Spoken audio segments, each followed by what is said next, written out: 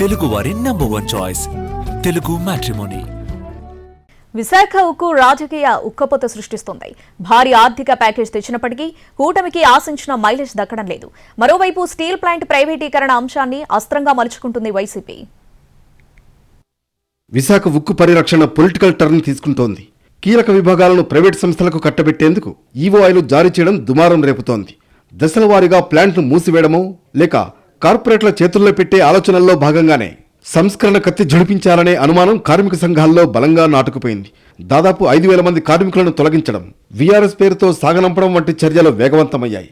ఈ ప్రభావం ఉత్పత్తి మీద గణనీయంగా పడింది. రా మెటీరియల్స్ కొరత కారణంగా బ్లాస్ట్ ఫర్నేస్లు పూర్తి స్థాయి సామర్థ్యంతో పనిచేయడం సాధ్యం కావడం లేదు. ఫలితంగా ఆర్థిక నష్టాలను ఎదుర్కోవాల్సి వస్తోంది.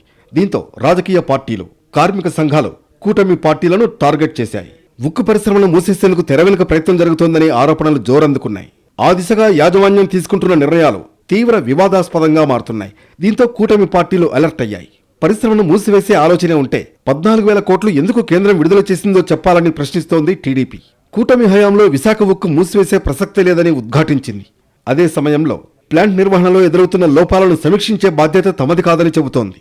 స్టీల్ ప్లాంట్కు సొంత గనులు పొందే అవకాశం లేదని తేల్చేశారు ఎంపీ శ్రీభరత్.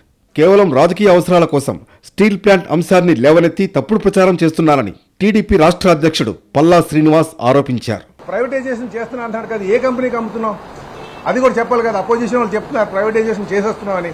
మరి కొనడానికి వచ్చినటువంటి ఏజెన్సీ ఉండాలి కదా, ఆ ఏజెన్సీ పేరు చెప్పాలి కదా. కానీ ఇవన్నీ కూడా కొంతమంది ఏంటంటే ఆ ప్రైవేటైజేషన్ అనే నినాదంతో బతకడానికి ప్రయత్నం చేస్తున్నారు. దయచేసి ఇది అందరూ గమనించాలి. మా ప్రయత్నం అయితే ఈరోజు ప్లాన్ను పరిరక్షించాలి, నడిపించాలి, లాభాలు బాటలో తేవాలి. మాకున్నటువంటి ఇంకో సమాచారం ఏంటంటే ఆ ప్లాంట్ బ్రేక్ ఈవెన్ కానీ తీసుకురావాలి అంటే బ్రేక్ ఈవెన్కి 2 బ్లాస్ట్ ఫర్నెస్లు ఫుల్ కెపాసిటీతో రన్ అవ్వాలి. ఈ నెల 30న విశాఖలో జనసేన విస్తృత స్థాయి సమావేశం జరగనుంది.